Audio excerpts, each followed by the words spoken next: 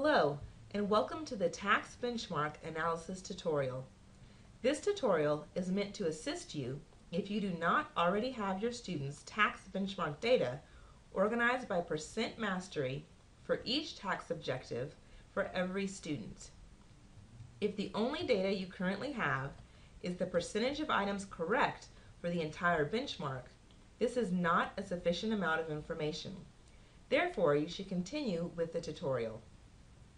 The skill that this tutorial covers is a process that will be valuable to know how to complete beyond just analyzing TAKS data.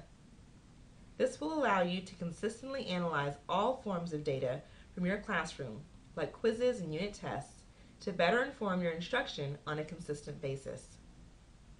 This online tutorial will walk you through the first half of the process. At the next Teaching Excellence PLS, we will work on completing the second half of the process.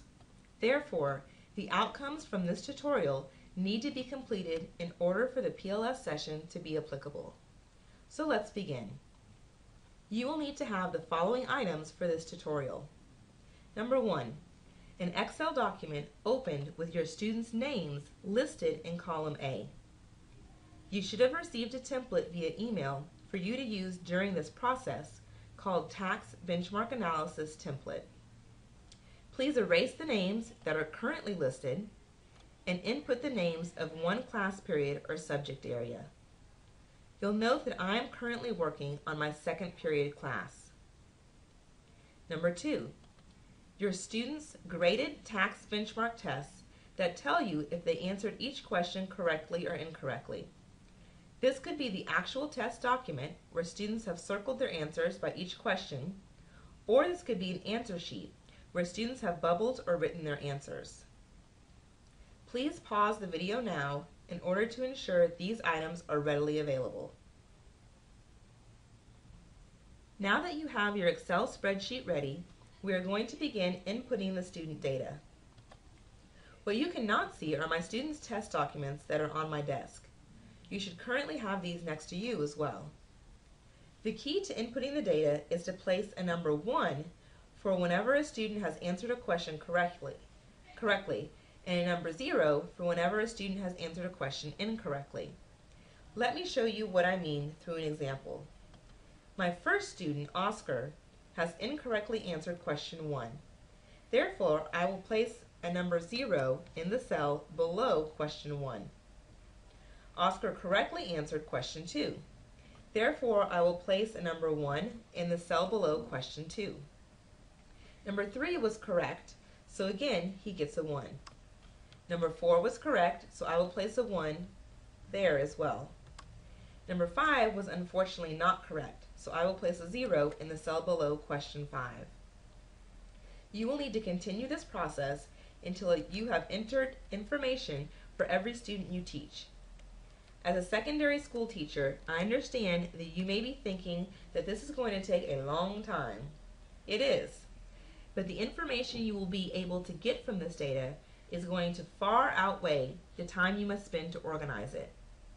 Also, if you know a trustworthy, detail-oriented student, you can delegate this task of inputting 1s and 0s to that student. This is something I did a lot when I taught 180 students and wanted to analyze data for all of my unit tests. If you would like to pause the video at this time to continue inputting student information, you may do so. However, to begin the next section, you will not need to have all student data entered. The final part of this tutorial will allow you to begin identifying TAKS for each question. The first thing you will need to do is to open a second internet page to google.com. I will give you a second to do that. Once you have the Google homepage loaded, you will need to type in the following: TEA, TAKS, answer key. The first option, which says Released TAKS Test, is the page you want to click on. This page has all the answer keys for any released TAKS test. As you scroll down, you will want to find the test that matches the version of the TAKS test students were given. For example, last month my students took the 2009 release TAKS test as their benchmark. I am mostly concerned with the math answer key, since that is the subject I teach. I will go ahead and open that test. Please take a moment to open the answer key for the test that your students took most recently. It might be a good idea to save this document on your computer so that you can access it at any time.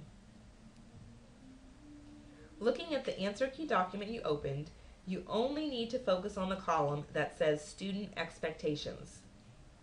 This information needs to be placed above each question number in the Excel template.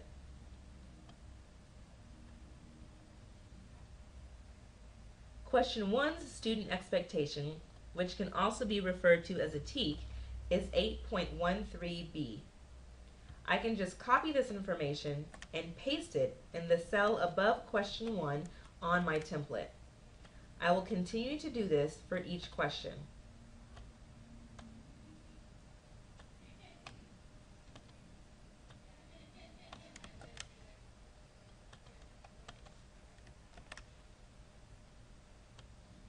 In the actual PLS session that follows this tutorial, you will be learning how to format this data to show how students have performed on each objective versus each question. You will also learn how to format this template so that you can see trends in performance for the entire class on each objective. Please refer to the email again regarding exact requirements that are due before the PLS.